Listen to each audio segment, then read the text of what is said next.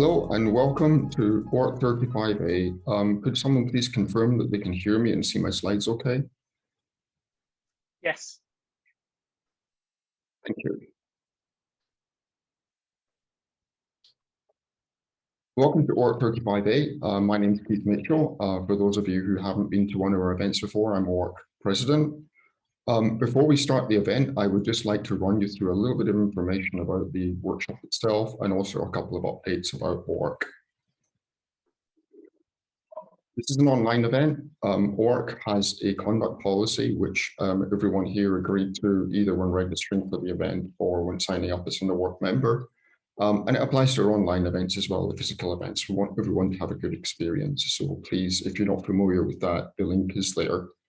The workshop, like all these online events, is being recorded, and the talks will all be available on the OARC YouTube channel a few weeks after the event. We're in the Zoom webinar format, which means the only people who are open to speaking in general are the speakers and crew, but you can ask questions. All event times are in UTC, and we'll be using social media hashtags like DNS and OARCOnline. For general interaction during the meeting, we'll be using our Mattermost chat platform again. Use the workshop channel for general discussion. Note that this will not be monitored for questions or comments directed at the speakers. Anyone can sign up for this. There's also a special access for OARC members. There are various clients available for just about every platform, or you can use a browser. It's worth saying the Mattermost chat isn't, we've been using it for about a year now. It isn't just about the workshops. There's quite a lot of operational and technical coordination going on in that now. So certainly encourage you to sign up if you haven't already. If you do want to ask a question of one of our speakers, there are 5 minutes included at the end of each speaker slot. There's 2 ways you can ask the question. If you wish to speak, use the Zoom raise hand facility. The session chair will then unmute you and you'll be able to speak. If you wish to type your question, then use the Zoom question and answer panel, and the session chair will then read that out. This is obviously subject to time available, and we'll try and deal with the questions in the order in which they come up. And please, for the benefit of everybody in the webcast and subsequent recording, please identify yourself and your affiliation when you're asking. For feedback in the presentations, we'll be using Zoom real-time polls again, which means that during the Q&A session only for each presentation, there will be a window that pops up. Please vote. The program committee really appreciates your feedback on which talks you like best and what topics you prefer. There's also an opportunity to give us general feedback on the event for things like logistics and timing and such like. Again, we'd really like your feedback on that.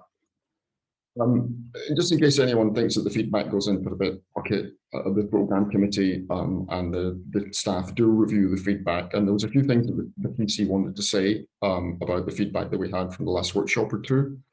Everyone's got content that they prefer. What we're trying to do is to make sure that there are operational topics as well as the large range of protocol, measurement and research topics.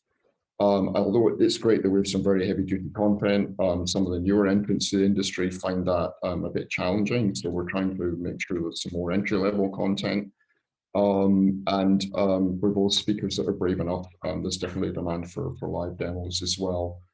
We've also been trying to balance geographic time zones. It was clear earlier on in the year that we neglected the Asia Pacific time zone a bit. So that's why we had OARC 34 in the Asia Pacific time zone.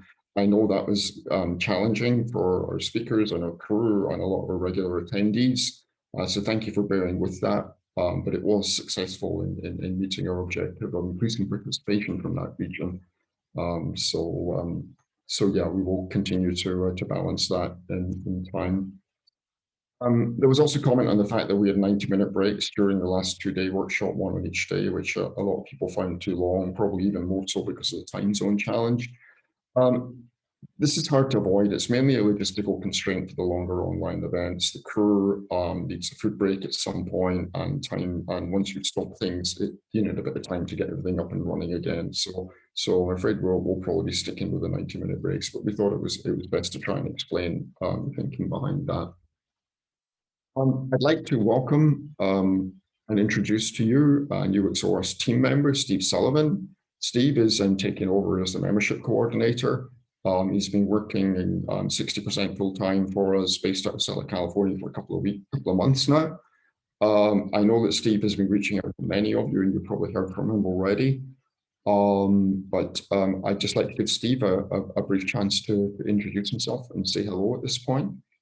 Hello, everybody. Again, as Keith mentioned, I'm Steve Sullivan. I'm taking over as membership coordinator for DNS-OARC. I'd like to welcome you all to OARCOnline 35A, and would love to chat with you during the break in the Mattermost channel for workshops, but also in the social later on to hear about your organization and why it's important for you to be a member of DNS-OARC or actually to attend the workshops. Look forward to speaking to you all. Thank you very much. Thanks, Steve. So yeah, Steve will be available if you'd like to talk to him. I mean, obviously we can't fill the role of membership coordinator without an appropriate acknowledgement and our sincere thanks to Sue Graves for her many years of service to OARC and congratulations on the retirement that she's enjoying right now. So yeah, I mean, we can't do applause in these things, but Sue. And that's all I have to say for now. I'll actually hand you over to the real workshop content now. Your chair for today is Brett Carr. You'll also be managing the question and answer sessions, and the timekeeper for the speakers is done by check there. So that is my part, and I'll now hand you over to Brett. Thank you, Keith. Hello, everybody, and welcome to OARC 35A. My name is Brett Carr, and I'm a member of the DNS-OARC Programme Committee, and I'll be your session chair for today. We have a packed agenda of interesting talks, so buckle up. Our first speaker is Masanori Yajima from Network Systems Laboratory, and he'll be giving us a talk on how prevalent is the operation of DNS security mechanisms. You'll be able to ask questions in the QA pod, as Keith mentioned, and verbally by raising your hand at the end of each presentation. I'll manage those questions for you. So over to you, Masanori. Can you hear me? And can you see my slide? Yeah, we can see your slides and we can hear you. Okay, thank you. I'm Masanori Yajima from Waseda University in Tokyo. I'll talk about how prevalent is the operation of DNS security mechanisms. I will start with some introduction. DNS is one of the critical infrastructures of the internet. Because DNS provides an intuitive interface for users to access the internet, it is exposed to a variety of threats. Therefore, various DNS security mechanisms have been proposed, standardized, and implemented. However, it is not clear how widespread these mechanisms are in the DNS ecosystem. We conduct a large-scale measurement analysis of the major DNS security mechanisms, such as DNSSEC, DNS cookies, and so on. We'll share the results of the measurement and want to get feedback. Security threats targeting DNS can be broadly classified into the following three categories: vulnerabilities of DNS communication, domain names, and leakage of privacy information contained in the DNS queries and responses. The first threat targets the vulnerabilities of DNS communication, such as DNS cache poisoning attacks that intend to force DNS responses and DNS amplification attacks that exploit the open nature of DNS servers. DNSSEC and DNS cookies have been proposed to mitigate the first threat. The second threat targets domain names, such as phishing sites and phishing emails using spoofed domain names. CAA, SPF, DMARC, MTSTS, DANE, and TIRS reporting have been proposed to mitigate the second threat. The third threat is the leakage of privacy information contained in the DNS queries and responses. For instance, in an open access wireless LAN, there is a risk that a man in the middle could eavesdrop on or tamper with the DNS queries and responses. DNS over TLS and DNS over HTTPS have been proposed to mitigate the third threat. Next, I will explain each DNS security mechanism. DNSSEC is a mechanism used to assure the integrity of DNS responses. By adding a digital signature to our DNS query response, it is possible to verify that the response has not been tampered with.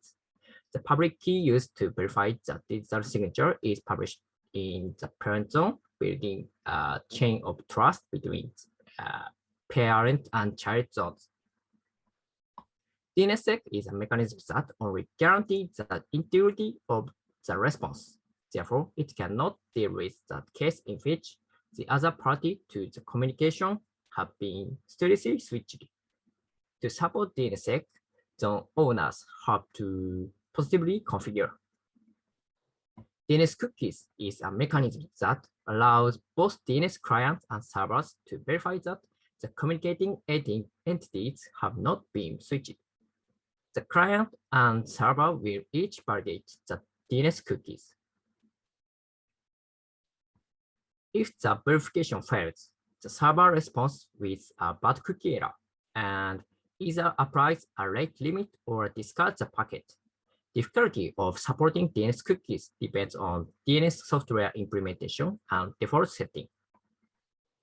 DNS Certification Authority authorization is a mechanism to prevent third parties from issuing TLS server certificates without permission.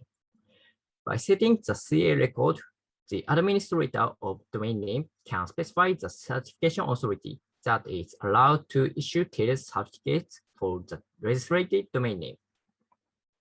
CAA resource record is required when issuing of TLS server certificates and enable client to distinguish whether communication with the target domain name can be encrypted or not.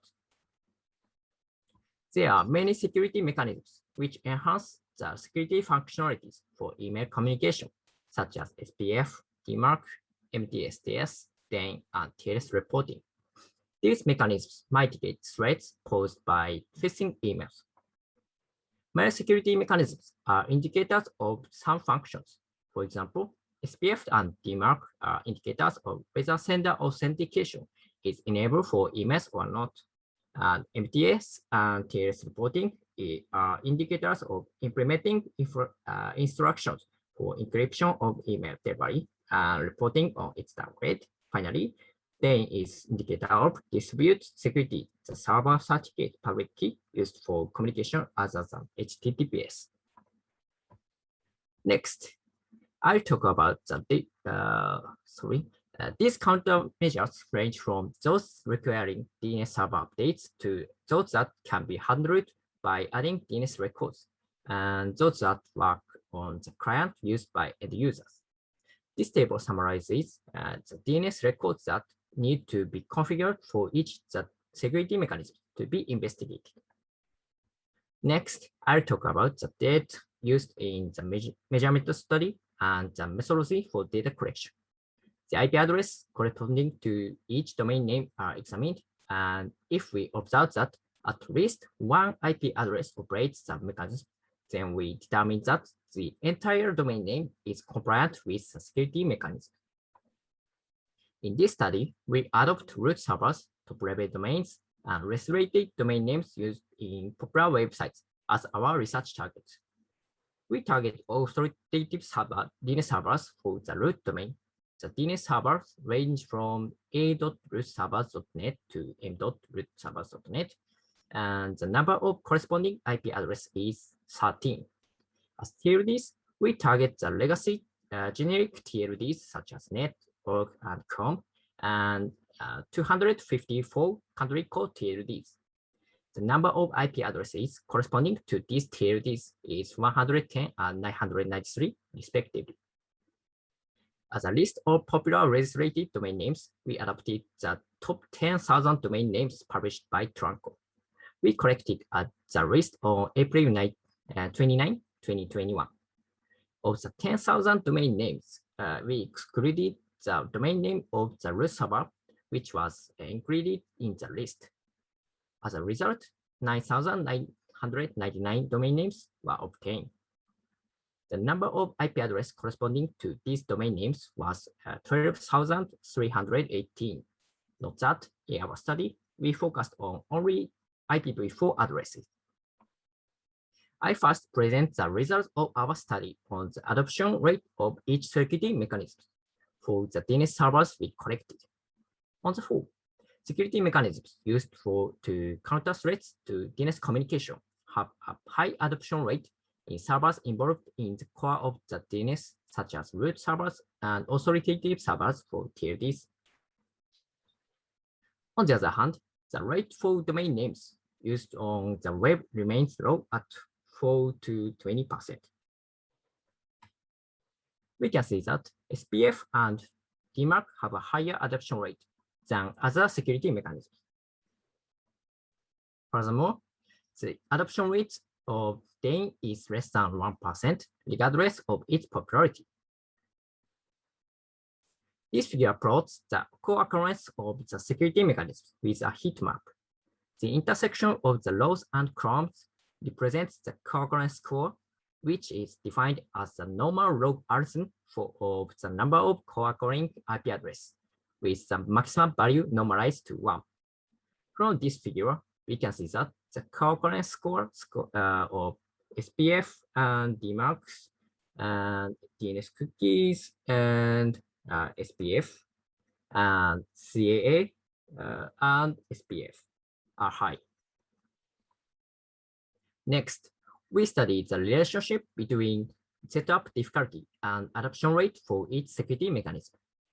The evaluation indicators were set as this table. We defined 5 descriptions.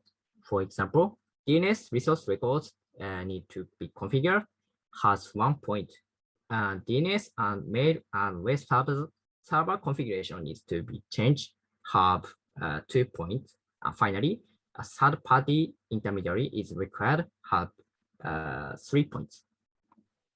In the end, we defined the difficulty of configuring each security mechanism, as shown in this table. For example, SPF has a difficulty score of 1, and DNS cookie has 2, DMARC and CA have 3, MTSDS and TLS reporting have 5. Finally, DNSSEC and DANE have 6. This figure shows a scatter plot of the setup difficulty and the adoption rate with a logarithmic axis owing to the large difference between SPF and other security mechanisms. As expected, the lower the difficulty level is, the higher the adoption rate. And even when the difficulty level is high, mechanisms proposed relatively earlier have a higher adoption rate than newer mechanisms. These observations imply that the key to increasing the adoption rate lies in lowering the cost of setup. Next, I'll talk about findings from the analysis. The security level of DNS can be significantly improved by properly configuring the security mechanism analyzed in this study. To benefit from the improved security, it is necessary not only to properly configure the mechanisms in the DNS authoritative servers, but also properly configure the web and email servers and TLS libraries that work together. Domain name administrators should review the configuration of these mechanisms on a regular basis, as well as support or remove outdated or newly standardized mechanisms. Finally, I'll explain future work. First, conduct a user study on domain administrators. As our study has shown, some DNS security mechanisms have low adoption rates.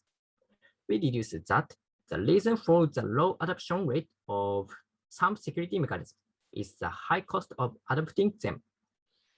To verify whether this deduction is truly correct or not, it is necessary to conduct a user study on domain name administrators.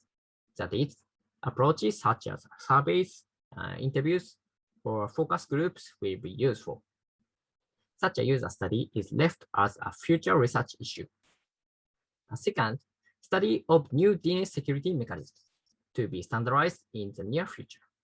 For instance, ESNI is a mechanism that allows SSL and TLS encryption to start earlier by setting a public key in the DNS.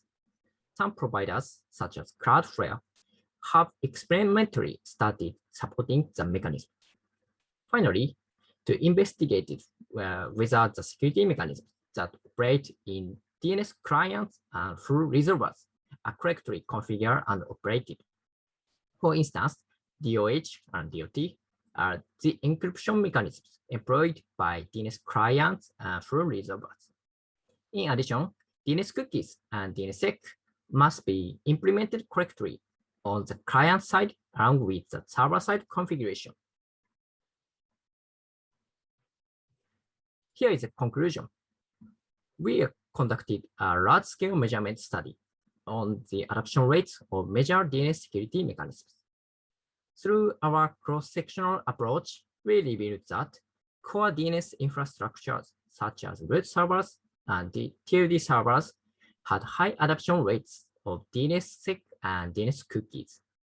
We also revealed that many of the DNS security mechanisms we studied have low adoption rates for the popular registered domain names, and that mechanisms that were easier to configure tended to have higher adoption rates. To improve the rate of adoption of security mechanisms, user studies on DNS operators, the development of software that will ease configuration, and conducting the longitudinal monitoring are left for future research. If there are any questions or comments, I'll be happy to answer them. Thank you for listening. So thank you very much, Masanori. Very interesting talk. I think a lot of people will agree. We'll now be happy to take questions via the QA pod, or if you want to, you can also raise your hand and I'll allow you to talk. Also note a survey will be popping up shortly. We really appreciate your feedback. It helps the program committee find interesting talks for the future as well. So we already have one question from Roland Dobbins, which I'll read out first while other people formulate their questions. So Roland's question, Masanori, is: have you tabulated direct query flooding DDoS attacks intended to disrupt the ability of DNS server to answer legitimate queries, such as DNS water torture attacks, along with the various mechanisms used to defend against these attacks? Wait 2 minutes.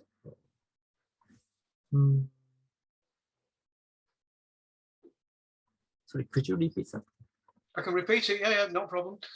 So it's: have you tabulated direct query flooding DDoS attacks intended to disrupt the ability of DNS servers to answer legitimate queries, such as DNS water torture attacks, along with the various mechanisms used to defend against these attacks? Sorry, no. I haven't studied. Okay, no problem. So we've also got a question, hand up from Wes Hardaker. Wes, I'll bear with me a second. I'll allow you to. There you go. You should be able to talk now. Great. Thanks for the good measurements. I appreciate the detailed work of scanning that much information. One thing that I was confused by is that you said you were measuring DANE records, but unless I missed it, I was curious about what DANE records you were trying to measure in particular, because our own measurements have shown that DANE for SMTP is actually doing very, very well. And there's a large number of popular zones that are deploying it, but you indicated very low deployment rates. And I was curious, are you looking for DANE for port 443, which of course nobody's going to deploy it because web browsers wouldn't use it, versus mail where it's much more heavily taking off? Oh, sorry, could you repeat that? I can, yeah. So yeah, go back that one. So that one you have DANE as showing up as very low, but if you're looking at the top, top web pages, they won't be using DANE because there's sort of no point, because browsers won't implement DANE within browsers. They've made that very clear. But on the other hand, mail servers, if you look at the top mail servers, you'll find that they actually are deploying DANE and it is being used fairly heavily. So it was unclear to me when you say you are measuring DANE percentage, are you checking for whether they're using DANE on their mail servers, or are you only checking for web-based DANE? Okay, I investigated TLSA record. But TLSA records for port 443, or did you include port 25? Oh, could you repeat that? Did you check for TLSA records for only port 443? Only TLSA record. Okay, I think we'll have a misunderstanding. Yeah, thank you very much. Sorry, thank you. Okay, so we're running out of time for questions, but we do have one more. We do have some more questions in the Q&A pod. I think we've got time for the first one, and we'll have to defer the other ones to after the meeting. So Martin Vullink asks, your data set seems pretty small, 1 domain per TLD, and the 10K popular domains. Do you think this is a representative size? Oh,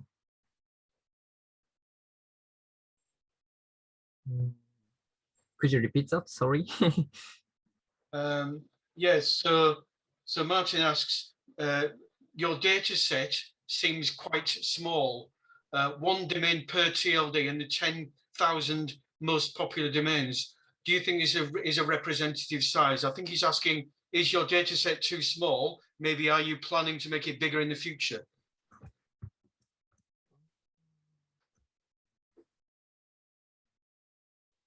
Okay, in web domains, it is enough to investigate, but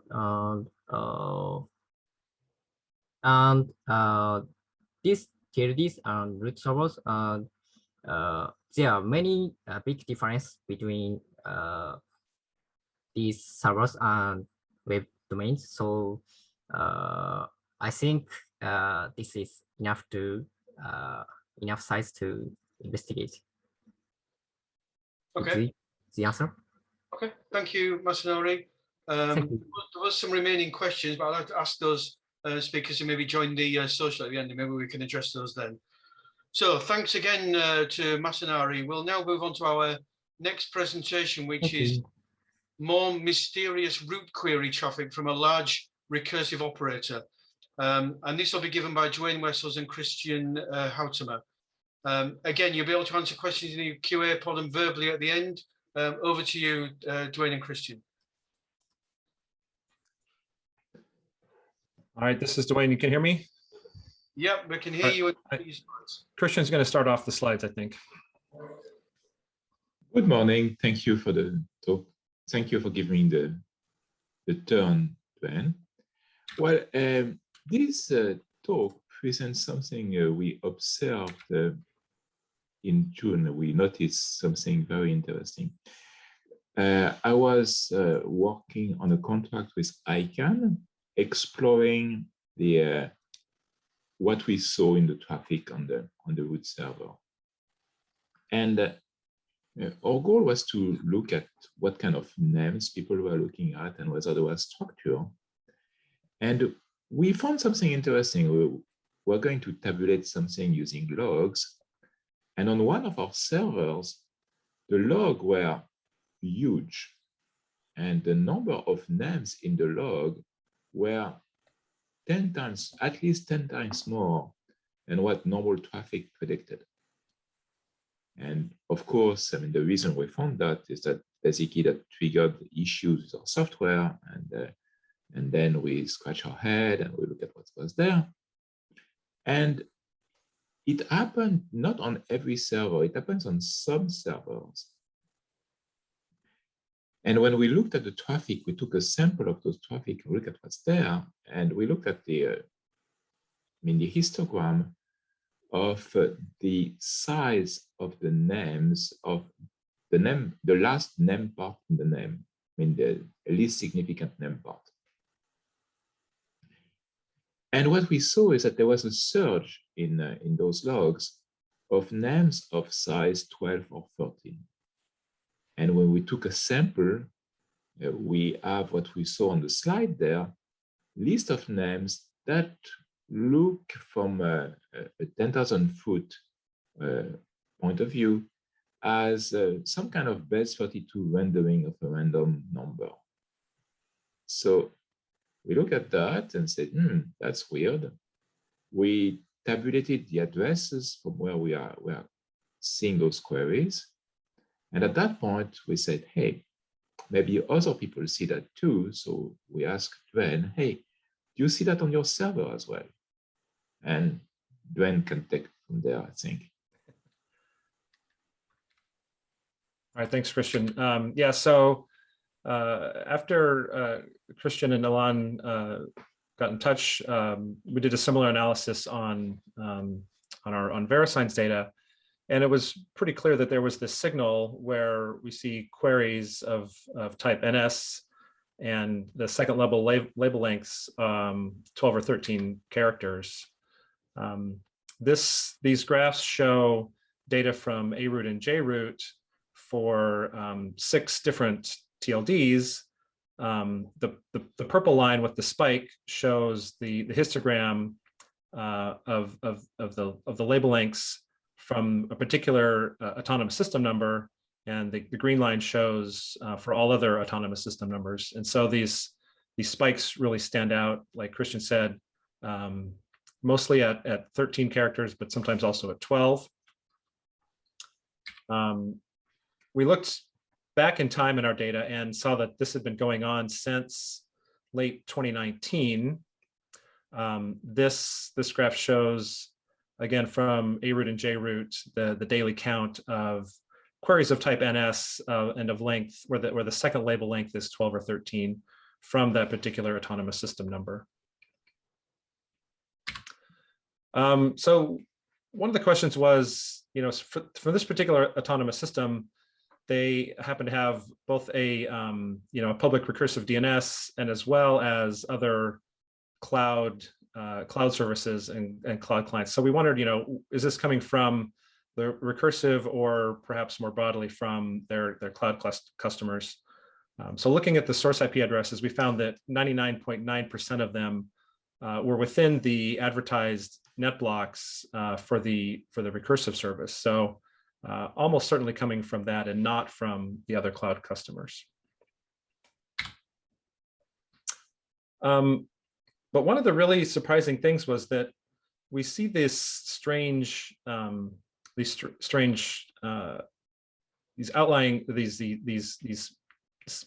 peaks in queries of these label lengths only in the root traffic, and we don't see it in our TLD traffic. So these two graphs show for .com names and .net names the distribution of label lengths. And again, we see the spike at 12 and 13, but at the root, but at the TLD, we don't see that spike at all. Similarly, we looked a little more closely at this and looked at the exact second level names that we saw in the root traffic, and if we observe those also at .com and .net. And so these graphs show that again, for those lengths, 12, 13, and even some smaller ones, 10 and 11, we don't see those names showing up at the TLD name servers. So one thing you might wonder is, well, maybe this could be the query names have an embedded dot in the label, rather than two separate labels. It could be a single label with a dot embedded, in which case, the root server would return NX domain and there would be no follow-up query to the top level domain. But that is not the case. We verified that these queries indeed are two proper labels. It's not an embedded dot causing this. So to summarize, this mystery, we see an excessive amount of unusual queries at the root name servers, query type NS. The second level label is usually 12 or 13 random characters spread across multiple TLDs. There are probably this probably occurs at other label lengths, but they're not as prevalent, so they don't show up as well. All the queries from a single autonomous system of a large DNS cloud provider. We see this over both v4 and v6 since late 2019. And analysis of addresses implies that it comes from the recursive resolver. However, there is no observed follow-up queries at the TLD name servers or below. That's the gist of it. And since we don't have any answers, we're hoping maybe someone out there has some ideas or answers, suggestions, and happy to take questions as such, and happy to receive answers if you have any. Thank you, Duane and Christian. It's always good to see a presentation showing something else weird in the DNS. Yes. So we'll now be happy to take questions via the QA pod, or please raise your hand and I'll allow you to talk. And please note, again, the survey will be popping up shortly. We really appreciate your feedback. Lots of questions coming in. I suspect we won't get through them all, unfortunately. But I know that the first person who raised their hand was Claude Durkin. So Claude, I will allow you to talk now. You should be able to unmute yourself and ask your question.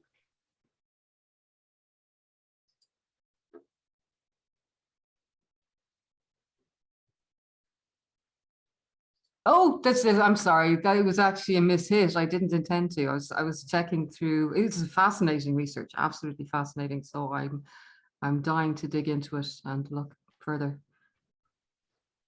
So apologies. There isn't a question. All right, no problem. Thank you. So I'll move on and ask a couple from the Q&A pod then. So Roland Dobbins asks, did you check to see if the querying recursors are open resolvers? Yes, this is definitely an intentionally open resolver service. Yes. Okay, thank you. And Greg Chills asks, what happened in November 2019? Was there a major software update, e.g. Apple iOS?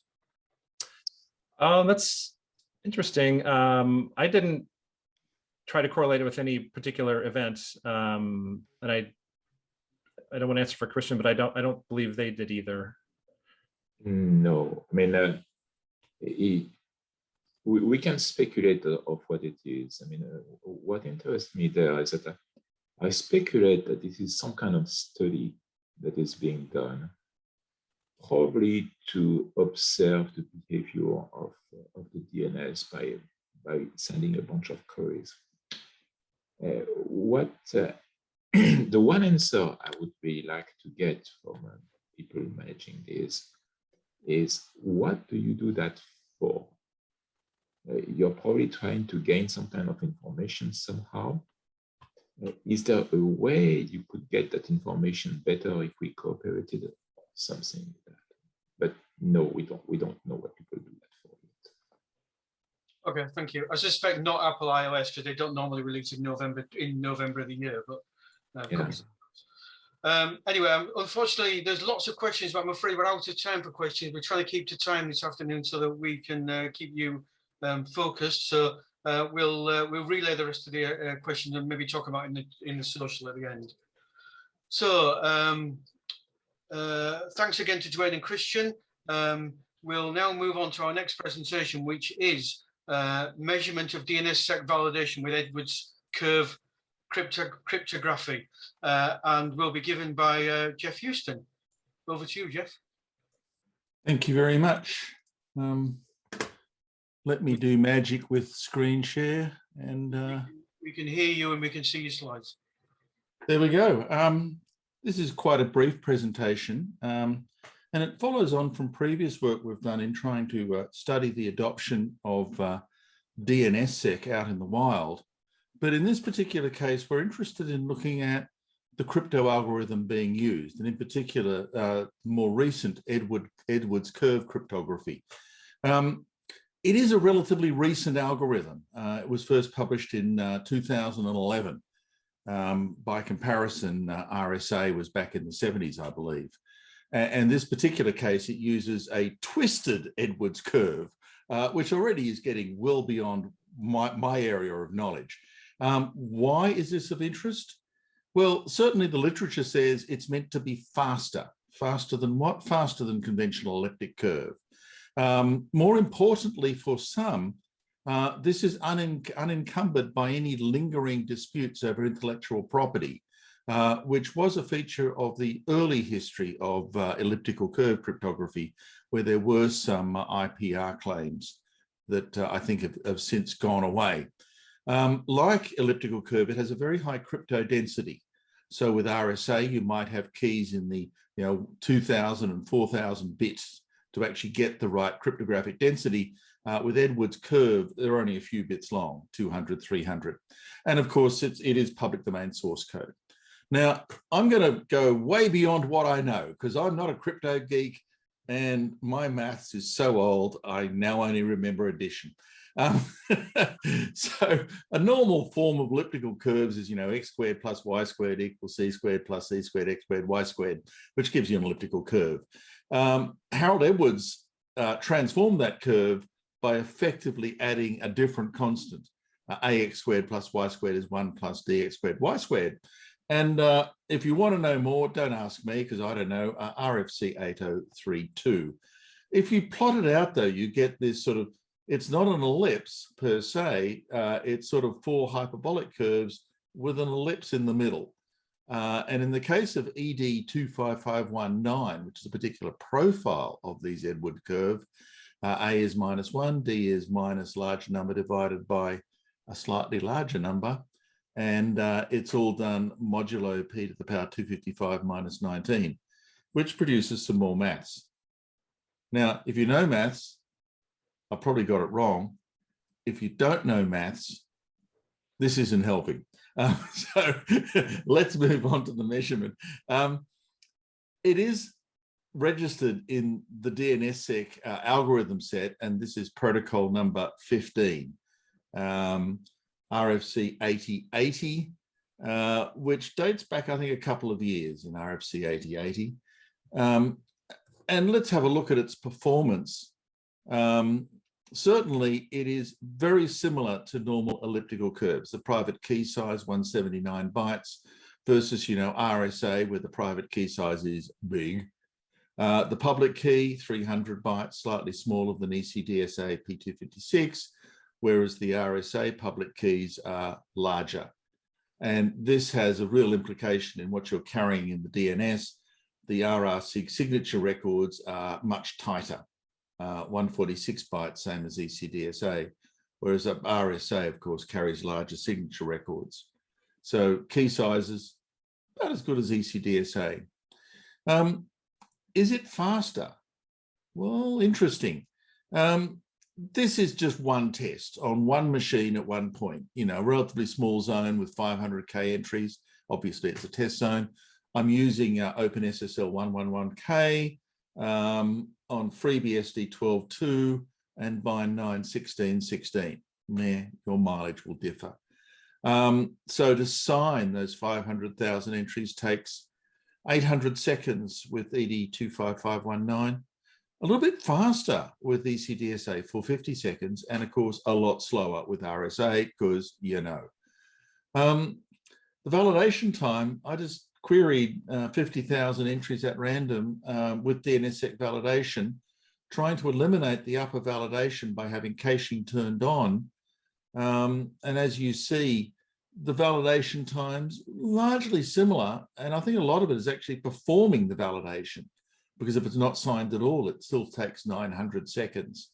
And so DNSSEC validation is actually surprisingly fast in this kind of benchtop test. It is a benchtop. I'm not doing full, chain validation in terms of retrieving all the various DNS records. So it is a somewhat fake test, but nevertheless, it does show it is subtly faster than RSA with large keys, and about the same degree of performance as elliptical curve. So who's using it? Well, I think I've talked many times in OARC about the ad-based measurement we use with APNIC Labs. And what we actually do in this particular case is send out 3 tests. A controlled URL, unsigned, positive, well, that's signed correctly, and negative, well, that's got a bad signature. Now, if I don't recognize the algorithm, it is treated as unsigned if I'm the recursive resolver. And so let's mark a user as supporting ED25519 if we see the relevant DNS queries, but the user does not fetch the URL has an invalid signature. And the assumption here is you didn't fetch it because your resolver wouldn't let you because the signatures were invalid. And it's not just your resolver, it's all of your resolvers. Because of course, the first one that sees it says, serve fail, can't resolve this. The next one might go, well, I'm not validating. Here's an answer. So in order to support this, all of your resolvers need to support this particular algorithm. And if you don't support it, you'll retrieve that bad web URL because it didn't do validation because it can't. So what's the baseline? This is using elliptical curve these days. We switched over at the start of 2021 because we found by then that ECDSA P256 is pretty much universally supported these days. Almost every recursive resolver out there that does DNSSEC validation certainly handles ECDSA with the same level as it handles RSA. So baseline, about 26% of the world. This is the baseline. Lots of people in Africa do a lot of support for DNSSEC validation. And the Scandinavians and Mongolia. Not so much in America. Not so much in Southern Europe, bit better in Germany, the Czech Republic, Austria, etc. You can read the map as well as I can. ED25519. Well, this is a graph across May and June. 27% of the world do validation with elliptical curve, but only 17% support ED25519. Oops, that's a lot lower. The ratio is around a little bit over a half. So ED25519, less than half the level of support when we're looking at users, not resolvers, users who actually recognize and validate using this protocol or using this algorithm. Not so good. Here's a map of where. And again, interesting, support for ED25519, big in Africa. And you kind of wonder, is this due to Google? Because here's who uses Google, and a whole bunch of African ISPs forward their queries to Google, and Google certainly supports ED25519. So the correlation is good in Africa, but not so good elsewhere. So it might partially be due to Google's work with their public DNS resolver, but not completely so. So here's a bunch of folk who actually do ECDSA, but don't do ED25519. And I rank it by the number of times I saw users in that ISP do the test. So yes, there are a lot of folk in India and a lot of folk use Reliance Geo. Yeah, for a bit out of time, if you can try and wind it up in the next minute, that would be useful.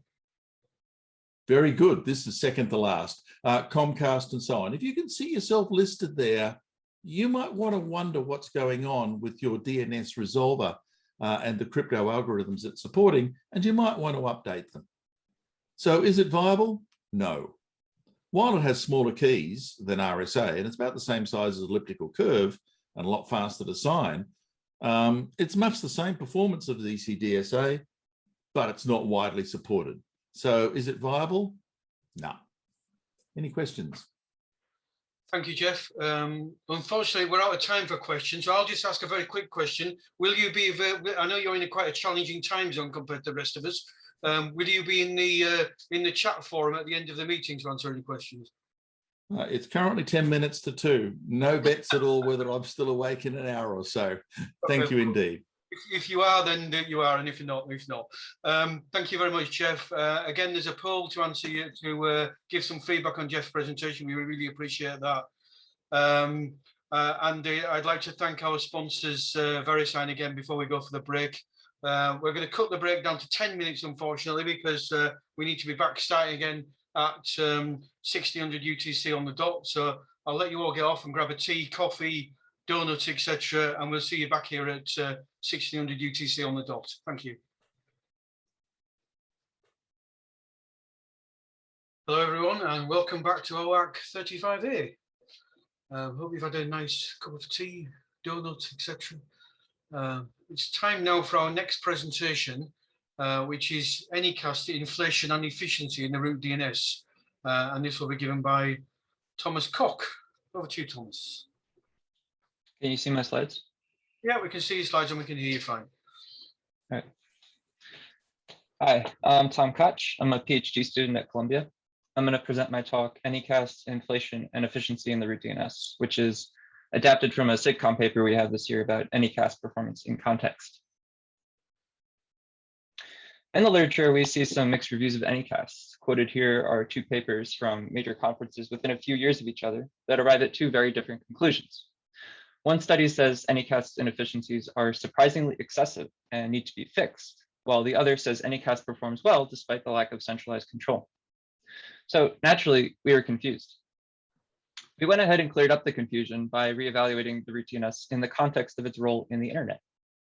When we placed Anycast performance in the context of the system, we found poor Anycast performance in the root DNS hardly matters to users because of caching, so operators may not be optimizing for latency.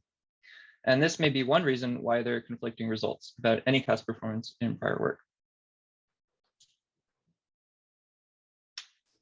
Anycast is used by many systems on the internet, each of which have different goals and system designs. Deployments are also growing. Both Microsoft and the root DNS, for example, have more than doubled in size in the past 5 years. These deployments also host some of the most latency sensitive services there are. Google Cloud VMs can host game engines, which have very strict latency requirements. Now recall that some papers had mixed reviews about Anycast. We noticed that they evaluated different types of deployments and used different methodology, so it's difficult to compare results and arrive at a clear picture of Anycast performance. This led us to ask a couple questions. First, why do latency sensitive services use Anycast if it hurts performance? And why are Anycast deployments expanding if Anycast hurts performance? So to answer these questions, we analyze the root DNS and make the following main contributions. First, we find that inefficiency in the root DNS is common, but recursive resolvers improve performance for users by preferentially querying low latency root servers.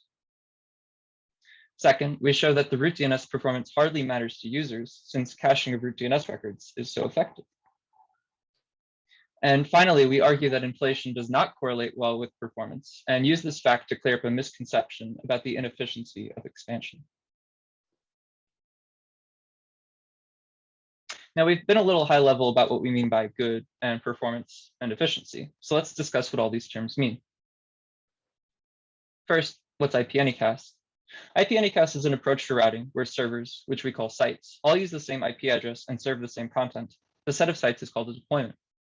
In this figure, you can see a deployment with 3 sites and 3 distinct locations, all advertising the same prefix, and they're connected to a network of users by way of ASs A through D. Not only can the network of users reach 3 different sites to get the same content, but the network also has many paths to each of these 3 sites, given its connectivity to other ASs. The route from the network of users to a site is selected via BGP, which takes into account properties such as local preference and AS path length. In this example, users reach site 2 through ASB. Anycast provides many benefits, including scalability, handling of failure, and DDoS protection. So is Anycast all good? Not quite. Since BGP doesn't take performance into account when making decisions about which routes to select, users may take unnecessarily high latency paths. This phenomenon is called inflation. Users here reach site 2 in 60 milliseconds, but the path to site 3 is 20 milliseconds. So the users would benefit from instead reaching site 3. We use 2 complementary measures of inflation, which we can calculate with broad coverage. First, geographic inflation, which is the extra great circle distance queries travel over the closest site. Geographic inflation gives us a rough measure of efficiency, since not hitting the closest site implies that we may not be taking full advantage of the deployment. However, geographic inflation is a little simplified. It doesn't take into account the constraints of the physical internet, such as the physical fiber paths. Let's look at an example of how we calculate geographic inflation. Recall that the set of users goes through ASB to reach site 2. And assume that the distances from the users to each of the sites are as shown by the dotted lines. In this example, the inflation is 2,800 kilometers to site 2 minus 1,200 kilometers, which is the distance to the nearest site, site 3. So the geographic inflation here is 1,600 kilometers. Second, We use latency inflation, which is the achieved latency minus a reasonable lowest alternative latency. We say the reasonable lowest latency is 1.5 times the great circle distance converted to the speed of light in fiber. We selected this lower bound for technical reasons, which you can read more about in our SIGCOMM paper. Although the lower bound is a little simplified, this measure allows us to take into account real-world effects like circuitous paths, since we use actual latency measurements from the root DNS, unlike in our geographic inflation calculation, while retaining our broad coverage. In this example, the latency to site 2 is 60 milliseconds, and the distance to the nearest site is 1,200 kilometers. This yields a latency inflation of 51 milliseconds. We use the DDoS captures from 2018, which are concurrent packet captures from nearly all root servers. These captures show us global querying behavior and latency to the root DNS. We use the 2018 DDoS instead of the 2020 DDoS, since the 2018 DDoS is significantly more complete. We also use user count data from Microsoft, which tells us how many users are behind each recursive. Microsoft approximates users with a number of unique IP addresses seen using those recursives. So now that we have some sufficient background, let's jump into some results. First, our results on inflation. We calculated the 2 types of inflation we previously mentioned, geographic and latency. Both plots show CDFs of inflation for F-root in blue X's and C-root in red dots. With respect to other root letters, C-root tends to have higher inflation, while F-root is on the lower end. On the left, we have geographic inflation, which shows the extra distance queries travel, and it's scaled to latency by the speed of light in fiber. On the right, we have latency inflation, which again takes into account real-world effects like circuitous paths. For example, the point at 50, 0.5 circled in red means that 50% of users experience at most 50 milliseconds of latency inflation to C-root. For individual letters, both types of inflation are quite large. For example, the red circles show that 25% of users experience more than 40 milliseconds of geographic inflation to C-root, 4,000 kilometers, and 35% of users experience more than 100 milliseconds latency inflation to C-root. We also calculate average root DNS inflation as shown by the solid blue line.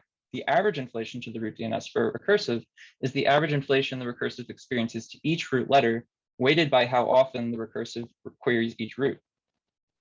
Looking at the double-sided yellow arrow on the right plot demonstrates that selective querying of root letters has a noticeable effect. 65% of users experience less than 100 milliseconds of latency inflation to C-root, but 90% of users experience less than 100 milliseconds of latency inflation when querying the root DNS on average. Average inflation is likely lower since recursives are commonly configured to preferentially query lower latency root letters. So even though a recursive may have inflated routes to some root letters, it's able to keep average latency low by avoiding querying those root letters it's inflated to. Looking at both types of inflation is valuable since it allows us to see how distance inflation translates to high latency. For example, the red circles show that 90% of users experience less than 20 milliseconds of geographic inflation and less than 100 milliseconds of latency inflation. So looking at geographic inflation alone might give us a false sense that in the tail, inflation isn't so bad. It's less than 20 milliseconds for 90% of users. But when we look at latency inflation, we see that 10% of users, which is a significant fraction, are inflated by more than 100 milliseconds. So since average inflation in the tail is so large, the natural question we ask is this large inflation a problem? Does the inflation impact users? For the root DNS, one might think, no, it doesn't really, due to the caching of DNS records. DNS caches are often shared over large populations of users, and DNS TTLs for TLDs are almost always 2 days. That being said, there's a lot of attention being placed on root DNS latency. In addition to the 2018 SIGCOMM paper we mentioned earlier, here's news posts, some of which are from Thousand Eyes. Thousand Eyes is a startup from the SIGCOMM community, recently acquired by Cisco for a rumored $1 billion, and it's publishing comparisons of latency for different root letters. So given all this attention on root DNS latency, we felt it was necessary to measure inflation's impact on users despite our ability to reason intuitively about root DNS interactions. So to measure this impact, we looked at how users interact with the root DNS. Recall that we have access to traces from root DNS servers, which tells who's querying the root DNS and how often they do it.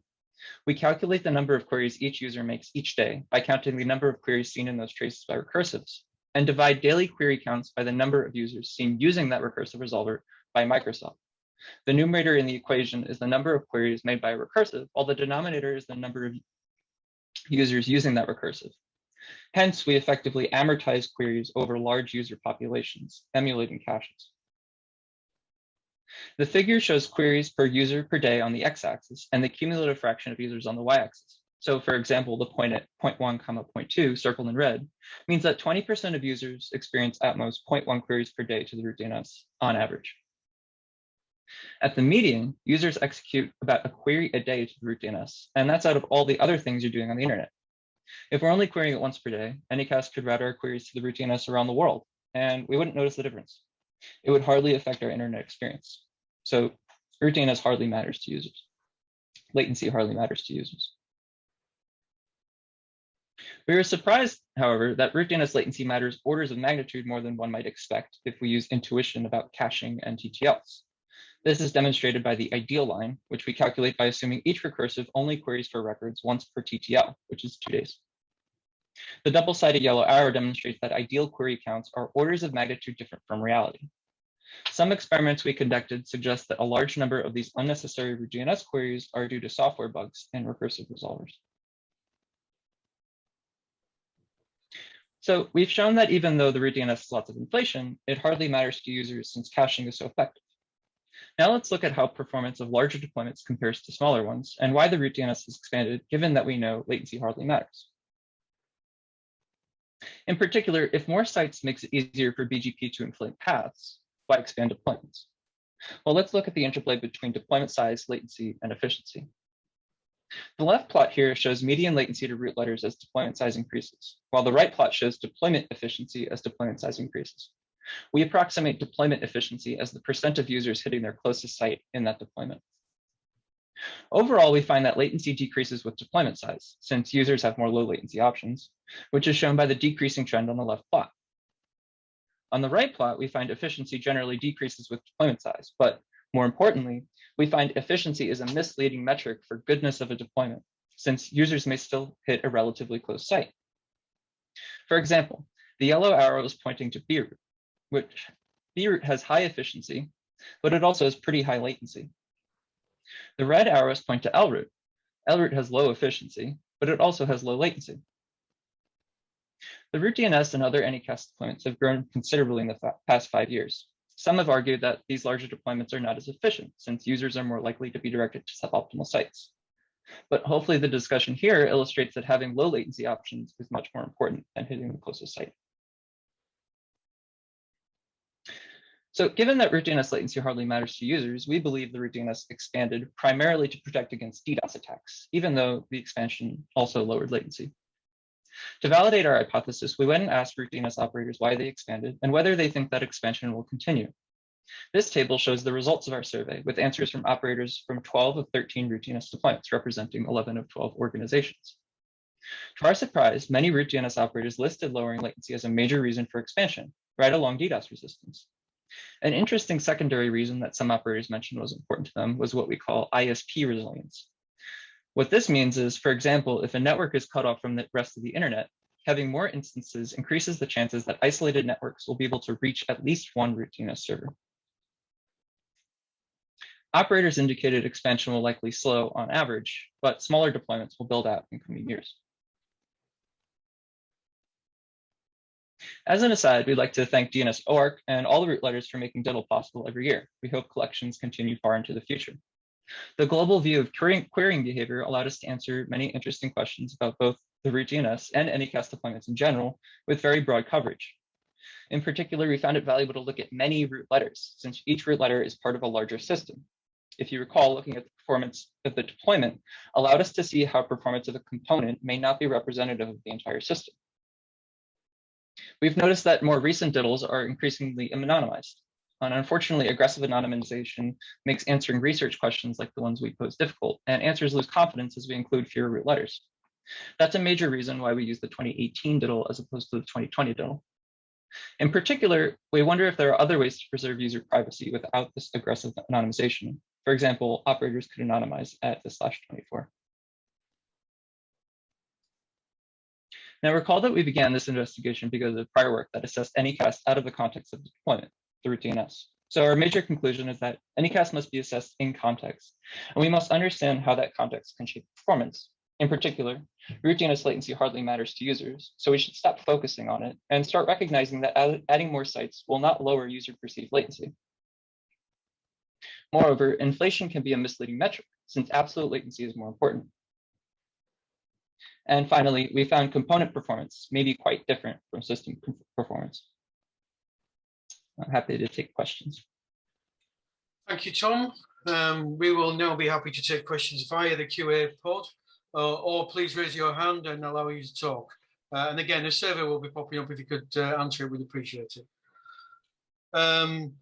So we have one question from Dimitri Kominiak in the QA pod. Dimitri says, looks like no efficiency for I and H.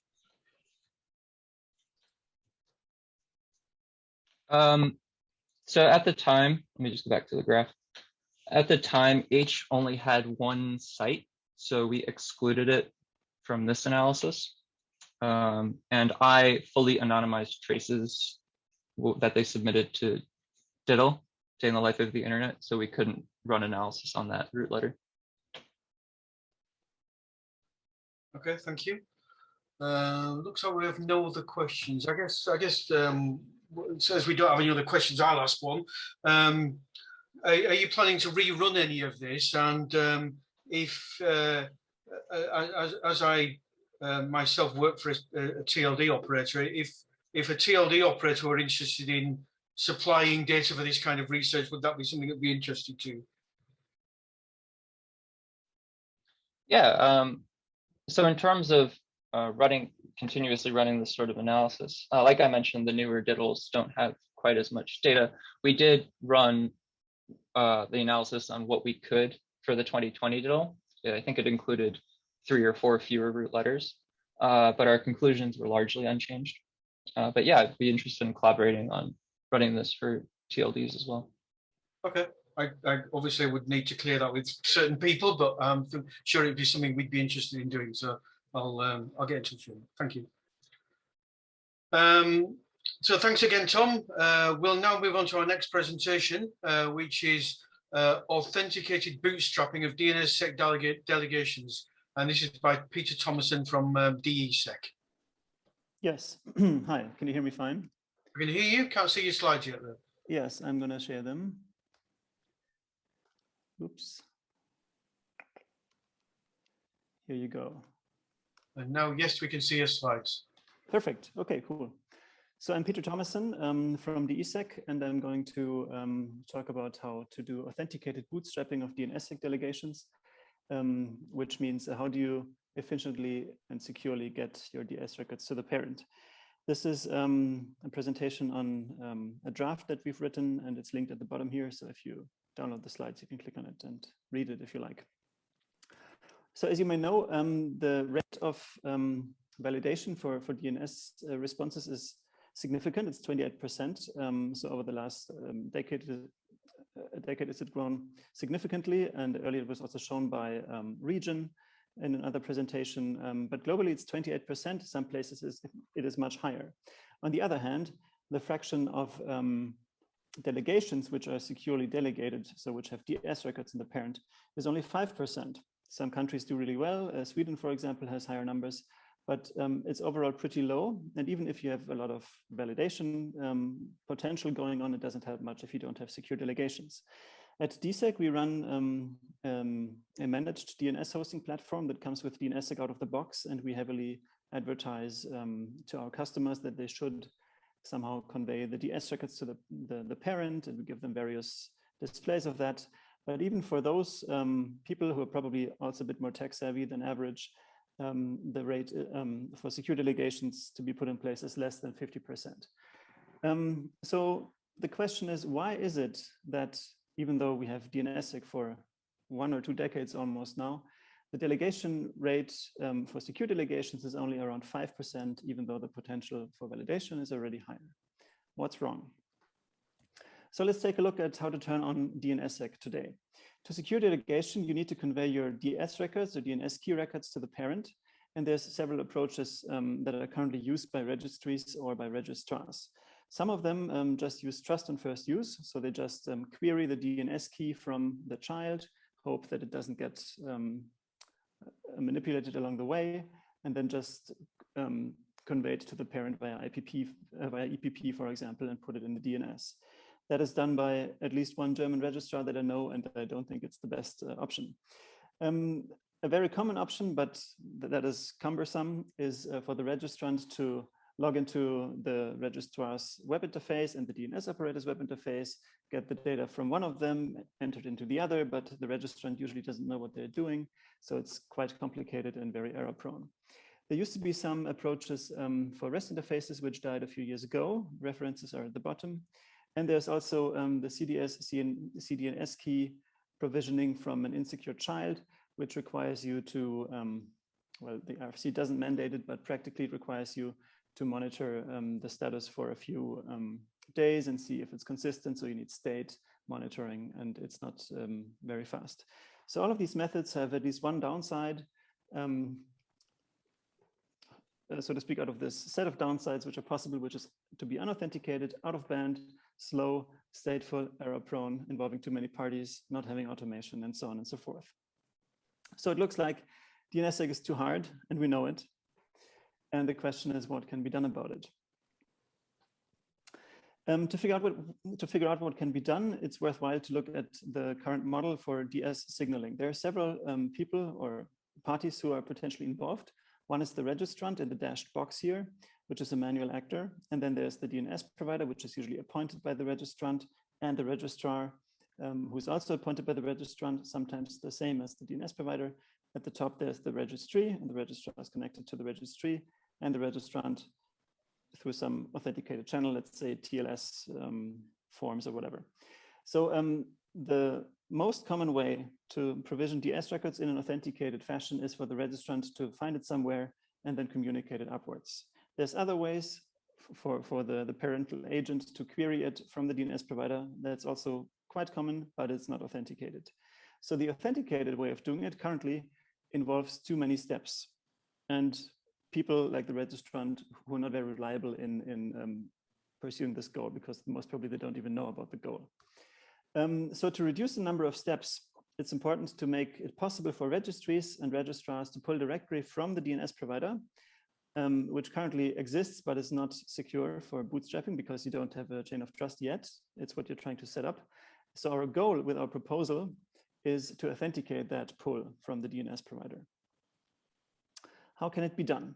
Our proposal is to transfer trust from the DNS operator, which means that you initially need to have some trust channel to the DNS operator. If you have that, you can use it to extract whatever you need to provision the DNS records at the parent. I'll show you how to do that. So let's say we would like to secure the delegation for example.com, which so far doesn't have any DS records yet. And let's say it is hosted at a DNS operator provider.net, for example.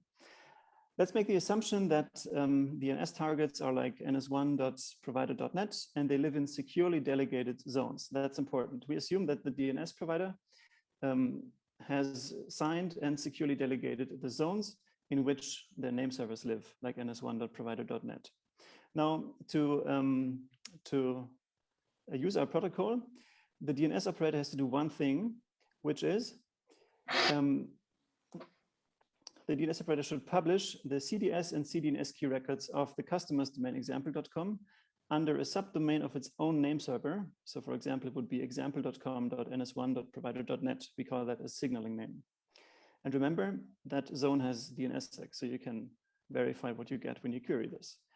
To then actually secure the delegation, the parent can come, and when they receive a new NS record set, for example, query these names, like NS1, sorry, like example.com.ns1.provider.net from all the name servers, and do some validation, including validating the DNSSEC signatures of the responses and doing sanity checks so that you don't break the delegation in the end. For example, you should check whether the key really exists in the child zone. And then once you have that, you can compute DS records, publish them in the parent zone, and you're done. We have also a visualization of this process. At the top, there's the root zone, which securely delegates .net and .com. In the left branch of the tree lives provider.net and ns1.provider.net, which is the pre-existing trust chain. And now if somebody registers example.com which is not secure yet, so it is in a white box. The DNS provider comes and adds a few records under its own name server domain. These records are the CDS and CDNS key records of the customer zone. Then the parent comes, queries these records, validates them, and puts them in the parent of the customer domain. So what we're doing is that we're using an established chain of trust on the left, taking a detour to transfer the trust that we have in the DNS provider already onto the customer's domain. This process is authenticated, it's immediate, and it doesn't allow an active on-wire attacker. There are a few technical considerations in this. So first of all, there's no collision with any other uses of CDS and CDNS key records, because so far they have only been specified at the apex, and what we're doing is not at the apex. Second, if you have very long domain names, either at the customer name or your name server name, you may be hitting length constraints, so it may be useful to not actually use the customer domain name in the subdomain of the name server, instead use a hash. Third, it may turn out useful to add an extra layer here with the boot label, for example.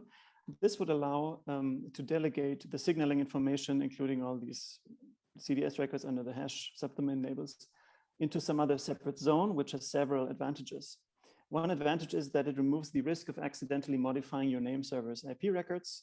You can use different credentials, for example, for this subzone.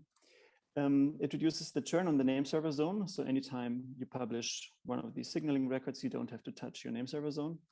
And third, it also allows you to operate that signaling zone on some other set of servers or in a different organizational unit or whatever you prefer. So before we go deeper and look at deployability measurements, for example, let's do a quick recap. We have a signaling channel that is for zone-specific information from the DNS operator to the public, for example, to the parent. And it has the properties of being authenticated, in-band, immediate, and it doesn't require any third parties. That's good for bootstrapping, but it's very general. You could also have the DNS operator publish something else for someone else. So an interesting question would be, what else can be done with it? Yeah, so one application that came up in discussions is the multi-signer protocol.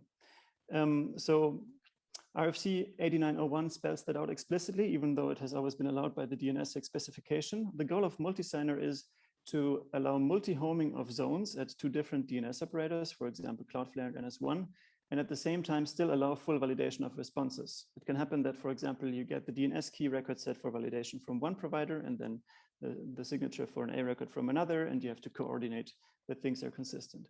So this redundancy is what multi-signer does. It also gives you integrity during provider transfers without going insecure by adding a small overlapping time window where you do multi-signing at the provider transfer. So these two are the goals.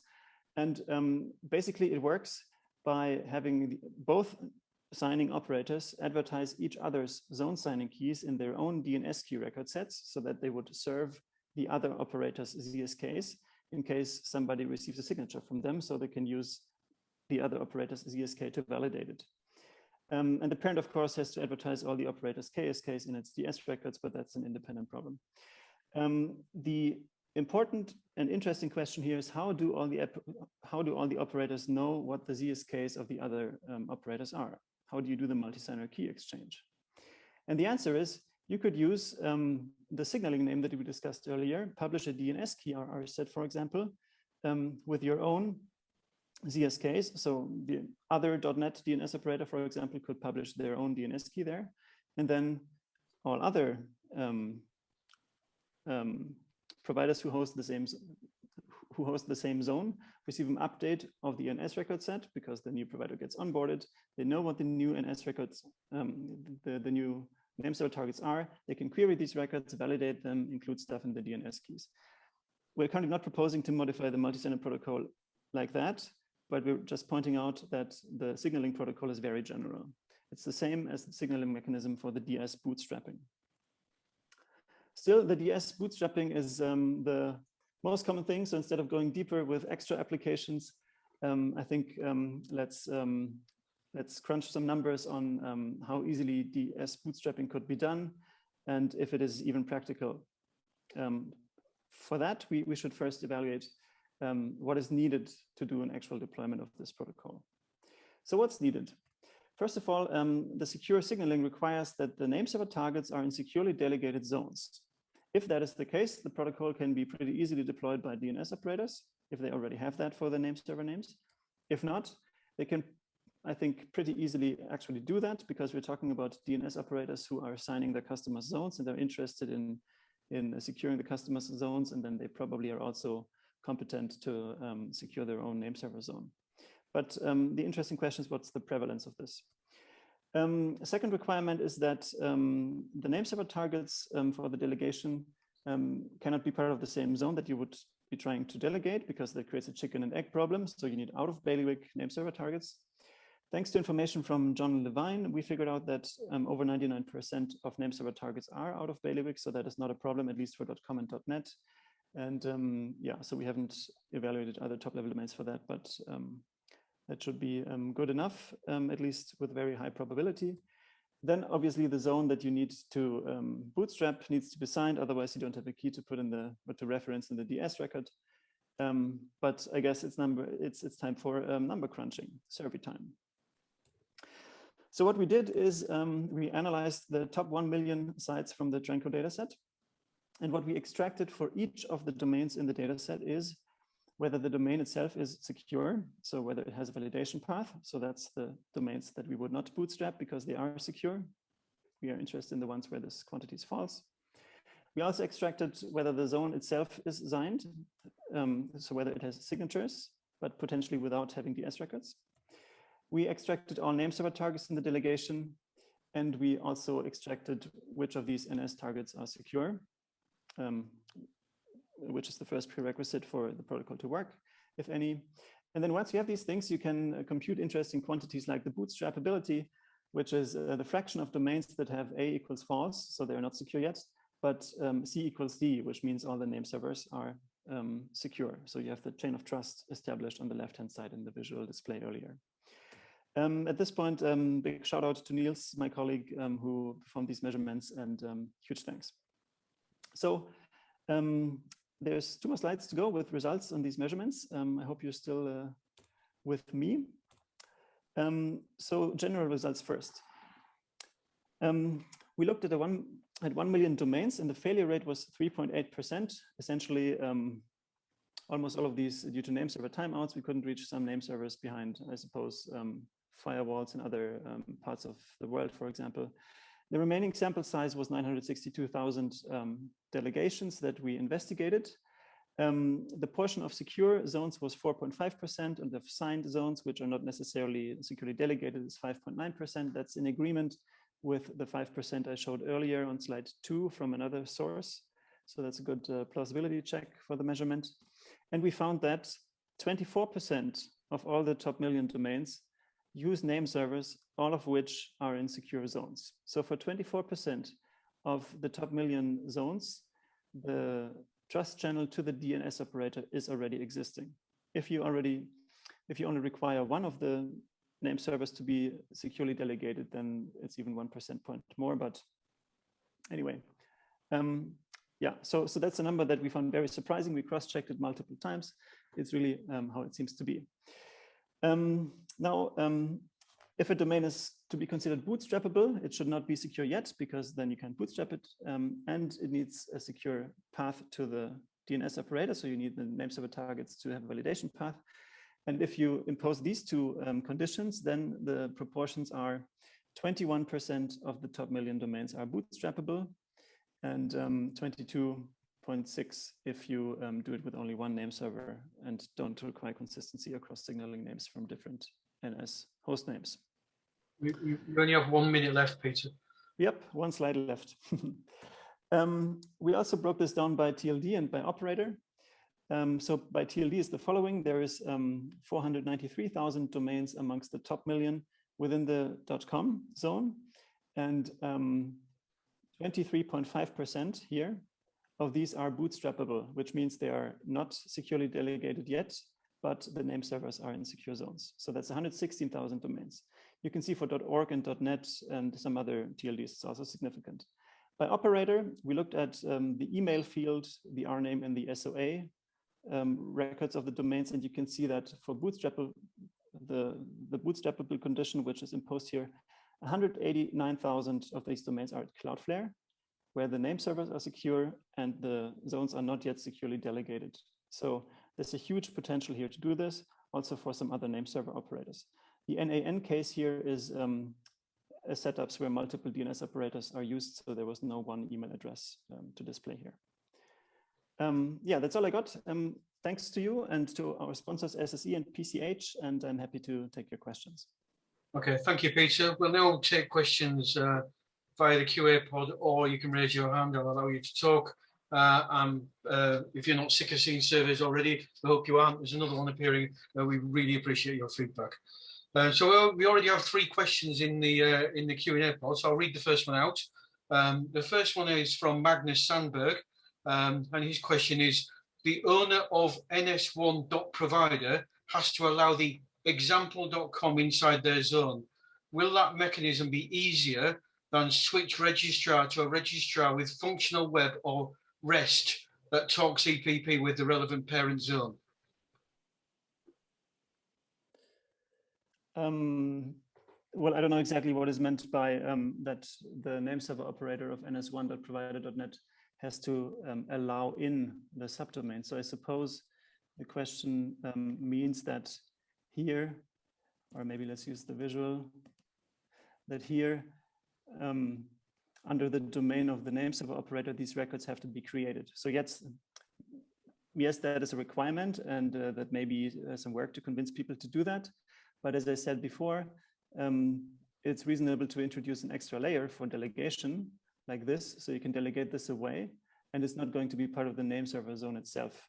So I don't think this is an operational burden or hurdle. And regarding REST interfaces and other interfaces, I think it's fair based on the statistics I showed in the beginning of the talk that for, let's say, high rate of secure delegations, these approaches essentially have failed because we're still struggling around 5%. Okay, thank you. Move on to the next question. The question is from Martin Vullink, and he says, in this scheme, how does the registry know when to pull the CDS/CDNS key from the DNS operator? Yes. One point where they could be doing this is, for example, when they receive a new NS record set. So when the DNS provider changes or when the registration is new. So at this point, it's likely to assume that now may be a good point to check if a new DNS key is available. It may be possible that some other point in time occurs where, let's say, for example, a DNS operator starts using this protocol. How would the registry know? That's a very good question. One proposal that was done by other people in discussions that we have had about this, let me quickly scroll, was here. Yeah, parents may like to do bulk processing. So if you, for example, look at this signaling zone, and if you had NSEC walking, or if you had a public AXFR of that, so that you could get the whole content of _boot.ns1.provider.net, you could be checking what's in there to be bootstrapped and walk the to-do list, so to speak. And you could do that periodically. And yeah, so all these things are up for discussion, I guess, by the ITF working group, whether this NSEC walking is something that should be there or not. You can also split things by the parent, by introducing yet another label here of the hash of the parent. So that would enable the parent to only walk the to-do list that it needs for its own delegations without being disturbed by other parents' delegation to do stuff. So there's multiple ways: NSEC walking, AXFR, and whatever the local policy of the parent decides for querying these things. And we're very happy about discussing this more. So if you would like to, I don't know, maybe put this in a chat or send an email, that would be highly welcome. Okay, thank you. Move on to the next comment/question, and that's from Jacques Latour. He says, I like this signaling method for bootstrapping DNSSEC delegations. Do you leave the bootstrapping information there always, or remove once a secure delegation is established? So our proposal would include that you remove it once it's established. That would mean that the DNS operator has to somehow follow up on that and check that at least occasionally. The reason for that being that once the zone is bootstrapped, the chain of trust to the child zone itself should obviously take precedence, especially, for example, because it doesn't depend on other branches of the DNS. So if you have an update of your DS records to do, you should be doing that through CDS updates, for example, that you sign within the child zone itself. And there would be no use for the bootstrapping records in the name server zone anymore.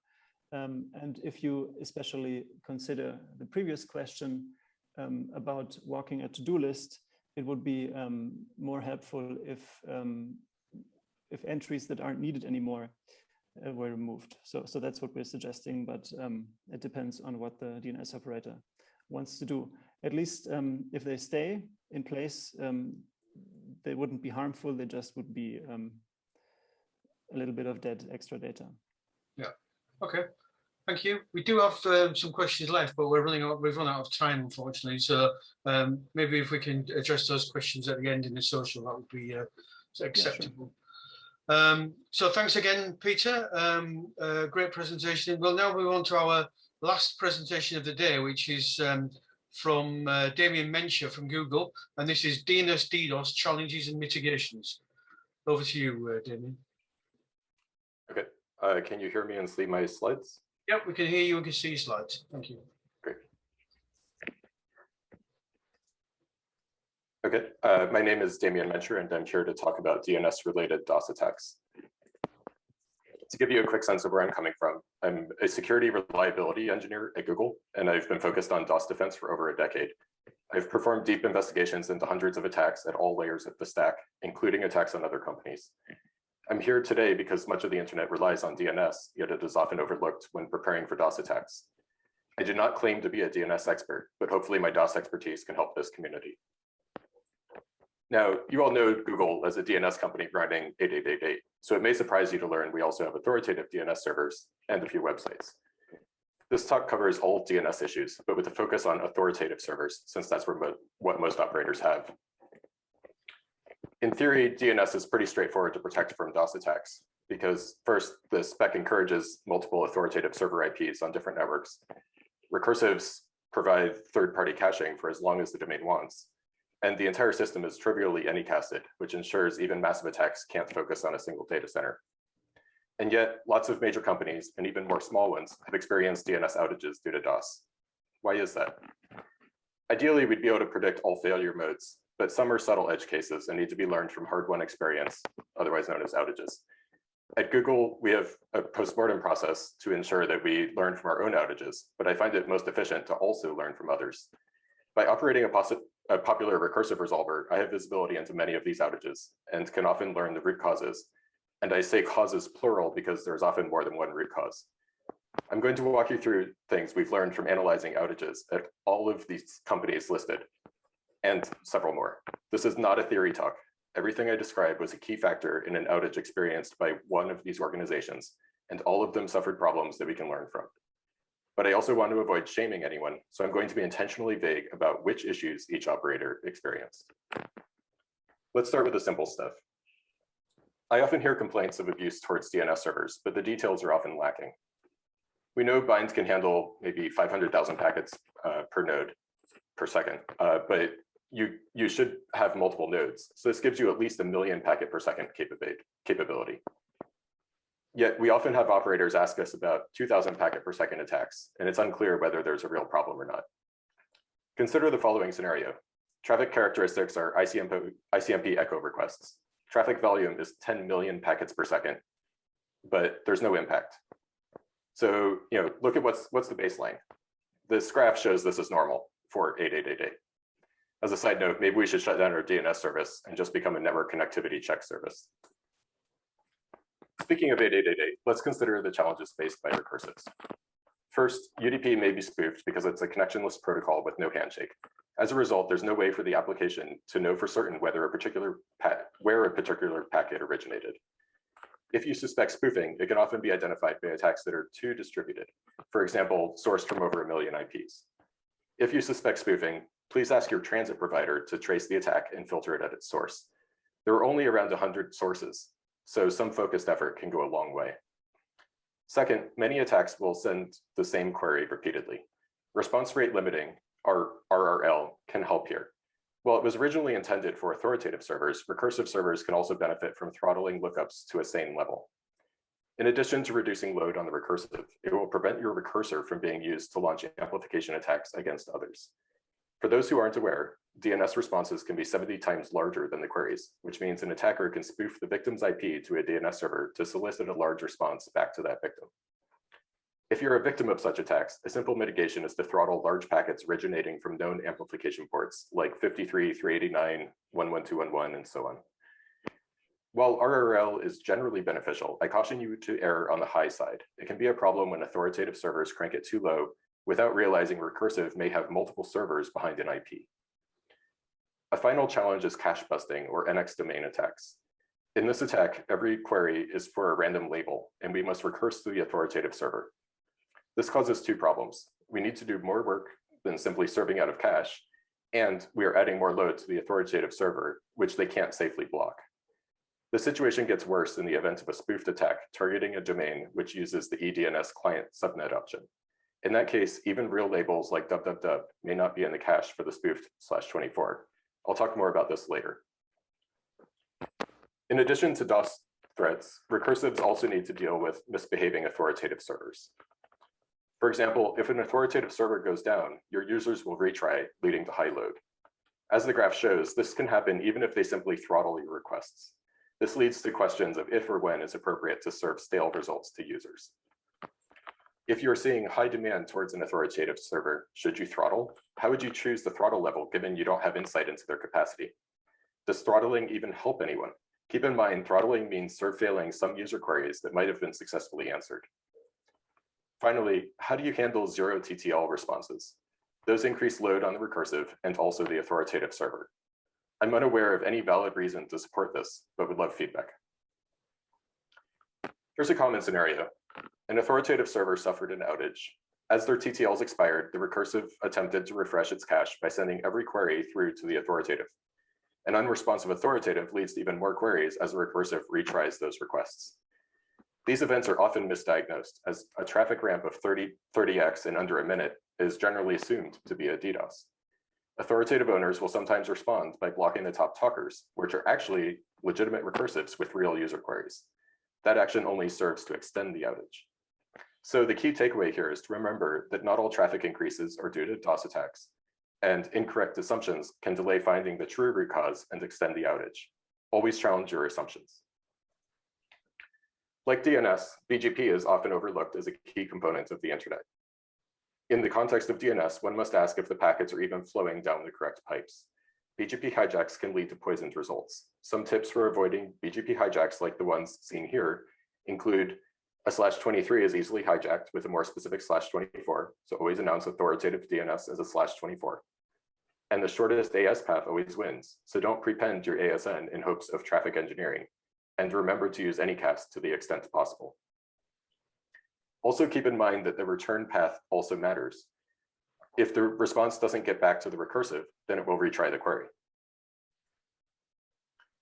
The first step of mitigating an outage is often to conduct a root cause analysis, but before you can even attempt an RCA, you need to satisfy some prerequisites.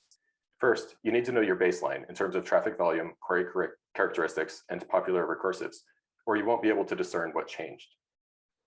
Second, what are your internal dependencies?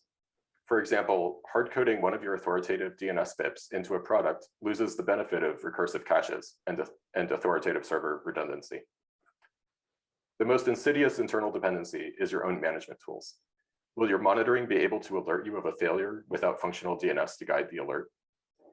Even if you get the alert, how will you respond? Do you find your VPN's IP via a DNS lookup? Multiple companies have admitted to delays fixing outages because of circular dependencies. Continuing on with our root cause analysis discussion, some common causes are worth highlighting. Things don't break themselves. It's often a rollout. Even a slow rollout can break Anycast nodes without being noticed, since the surviving nodes automatically pick up load until the last one is updated.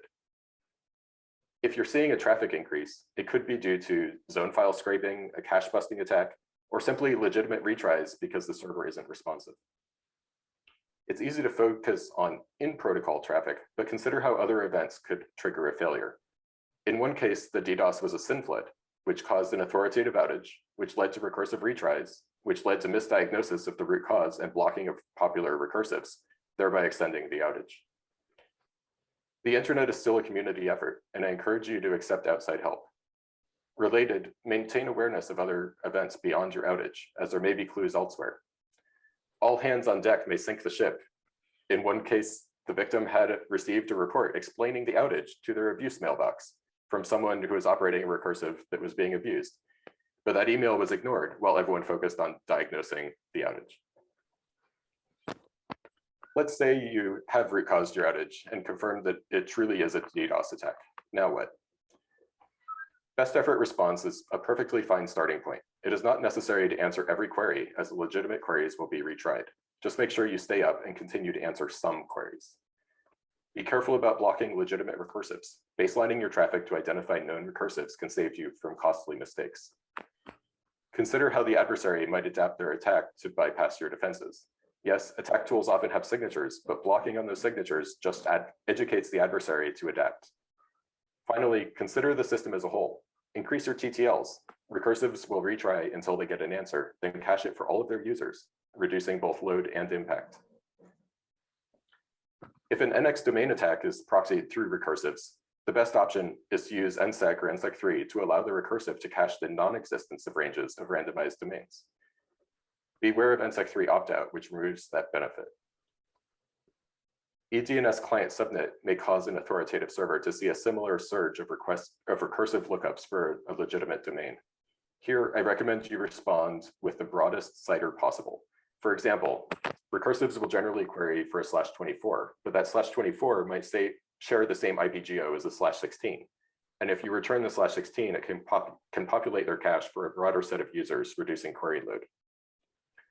If you can't offer larger aggregates or are still overloaded when you do, a fallback is simply return /0 and rely on the fact that most recursives are anycasted, so we'll get reasonable geolocation anyway. DNS outages often affect multiple organizations and can lead to a lot of confusion as people try to figure out the scope. Given there will be a lot of pressure for information and you may not know the big picture yet, some suggestions. Report early, report often. This will let people know you're aware of the problem and they're working on it, and also help the community understand how they might be able to help you. Report facts, not guesses. For example, an increase in query load doesn't necessarily mean a DOS attack. This will save you a PR headache, as it can be really hard to walk back any incorrect statements you may have made. Finally, seek help from the community. Others may have visibility or experience that you lack. After things have stabilized, please consider publishing an incident summary. Think of it as your responsibility to the community to ensure others can understand risks and take precautions. This is how we all learn and improve. While working on your incident summary, it may help to ask the community for outage timelines. In particular, recursive server operators can provide an independent view of the impact of any outage, as they will see the effect of TTL expiry on real user traffic. Finally, please don't lie. The media is always eager to write a story, and DDoS is better clickbait than someone tripping over a cable. As much as you don't want to admit that human error led to your outage, claiming that recursive retries were a DDoS is pretty slimy. I'll end here and open it up to questions and start off with one of my own. I know everyone here is a DNS expert and you know much of this material already. So who else needs to hear this talk? How do we spread the word to reduce the frequency and impact of outages? Thanks. Okay, thank you, Damian. I'm sure we can get some feedback for you on that in the social at the end. We'll now be happy to take questions via the QA pod or raise your hand if you've got anything you want to ask Damian. And again, a survey will be coming up for your feedback. So any questions for Damian?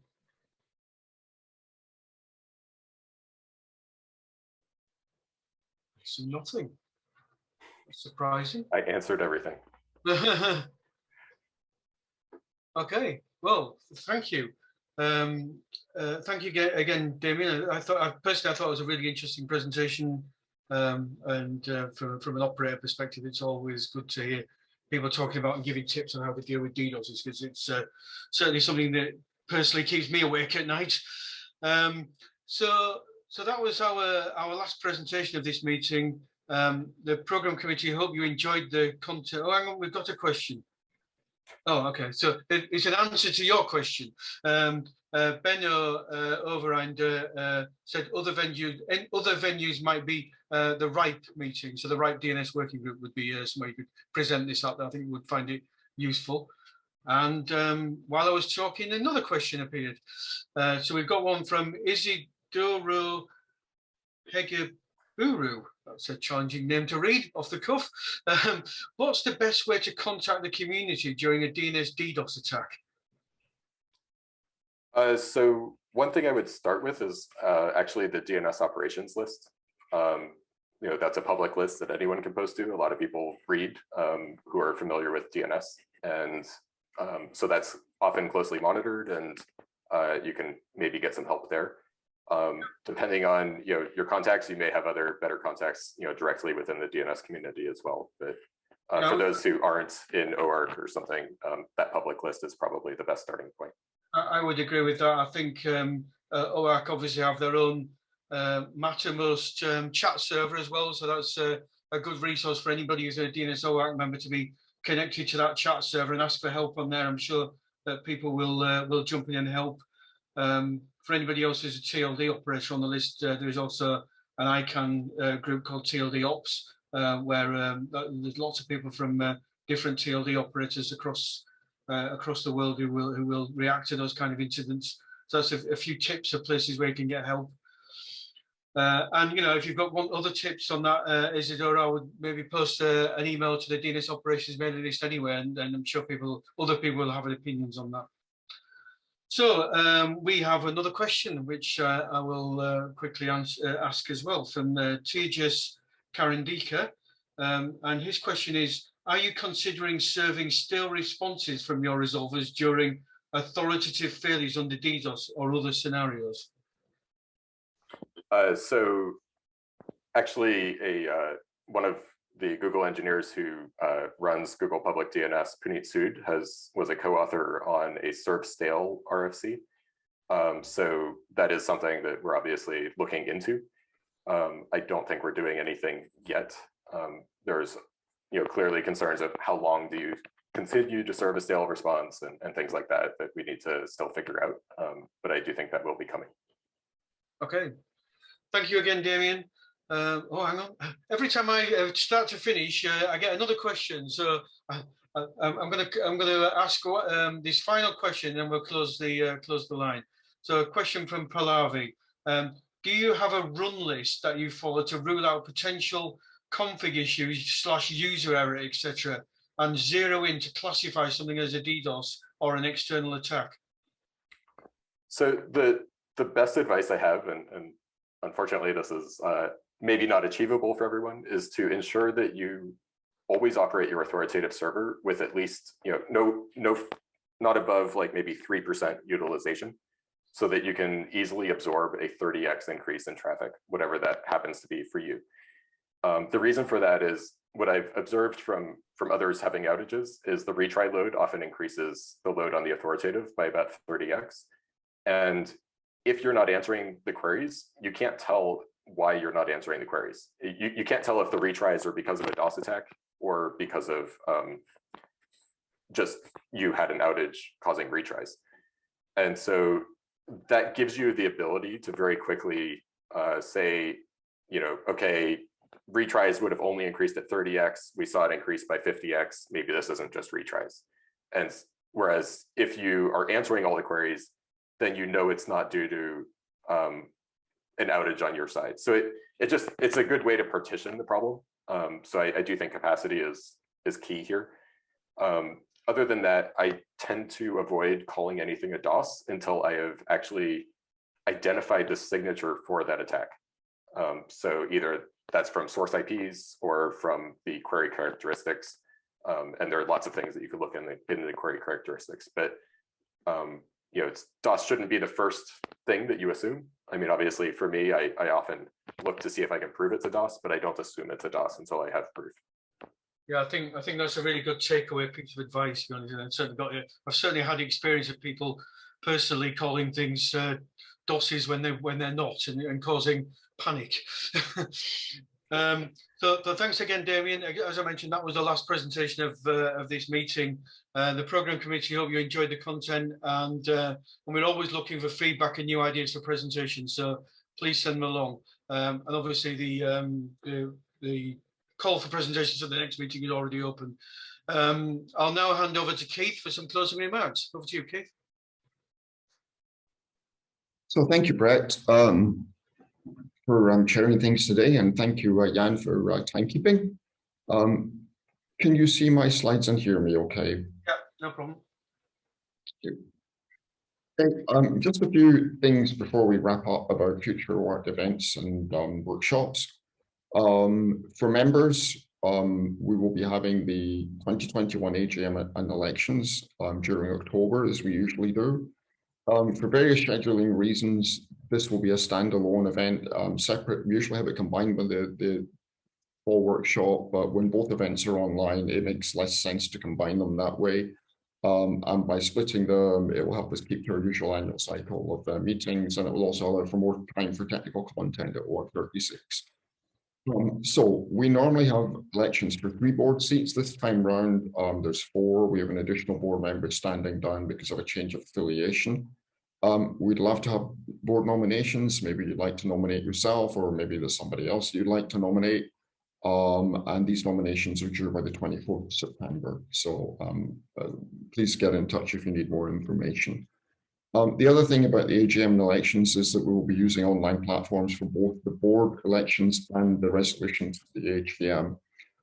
To do this, we're adding a new feature to the OARC member portal, which will allow each OARC member to designate their voting representative. So please have a discussion within your member organization about who that person will be, and then we'll let you know how to flag that person up so that you get all the voting credentials in good time. Anyway, there's more information as usual about the AGM at the link on the slide. Future workshops, we were kind of hoping the fall workshop might be something, or maybe the AGM would be something that we could have as a hybrid event, at least with some physical element. But it was pretty clear the way that the pandemic's gone, the way that international travel restrictions are still in place, and also the way that most international internet meetings are going in the final quarter of this year, that we decided that all of 2021 events would be fully online. If you haven't already heard, Jerry will be running some DSC Grafana crash courses over the next couple of months. So if you're interested in that, please let us know if you haven't already signed up. OARC 36, as I say, will be a bit later than usual at the end of November. As Brett said, the CFP is open, so we'd love to have your submissions for that. There's plenty of time to fill with good content. More information about that there, and registration will open in due course. The plan for OARC 37 in February next year remains to have a meeting co-located with Nano 84 with some physical elements, so that we have our first hybrid event. And we started planning and looking at the technology and platforms that we will use to facilitate the hybrid event. So that's it as far as next workshop is concerned. As far as this workshop is concerned, I'd like to thank VeriSign for being a sponsor once again. Everybody that made the workshop happen, the OARC members and supporters, your support has been absolutely solid over the past year and a half. So thank you for keeping the lights on. We're doing our best to deliver on that for you. The program committee, again, the program doesn't just come from nowhere. It comes to a lot of regular hard work for the program committee. So I thank all of them and for their various crew roles today. All of our speakers doing an online event actually uses up more of a speaker's time than a physical event in terms of prep and rehearsals and things like that.